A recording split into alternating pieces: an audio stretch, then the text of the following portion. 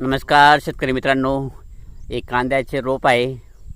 हे आपले 5 बिघासाठी कांद्याचे रोप टाकलेलं होतं आणि बाजूला अर्धी रोप पेरणी झालेलं आहे, पण पावसामुळे थोडं हे केलेलं आहे. तुम्ही पाहू शकता कशा प्रकारे कांदे हे केलेले आहेत. पाऊस आल्यामुळे मजूर आलं नाही.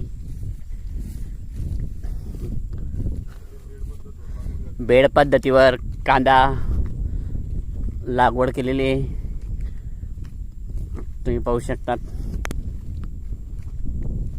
खूप खानदेशमध्ये पाऊस झालेला आहे.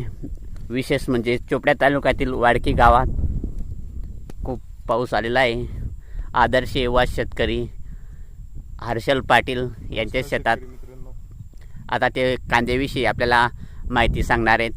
हे आपण पावसाळी कांदा लावलेला आहे आणि ते लागवड झालेली आहे. अर्ध शेत लागवड लावून झालेलं आहे.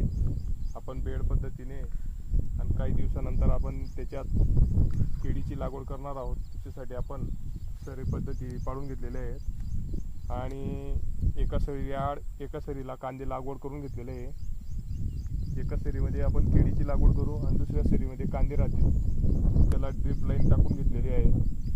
ड्रिपच्या सहाय्याने आपण त्याला पाणी देऊ. तुम्ही बघू शकतात रात्री आमच्याकडे मोठ्या प्रमाणात पाऊस झाला. त्या पावसामुळे काही प्रमाणात रोप मातीमध्ये कुजून गेलेलं आहे. ते बघण्यासाठी आपण शेतात आलेलो आहोत. धन्यवाद.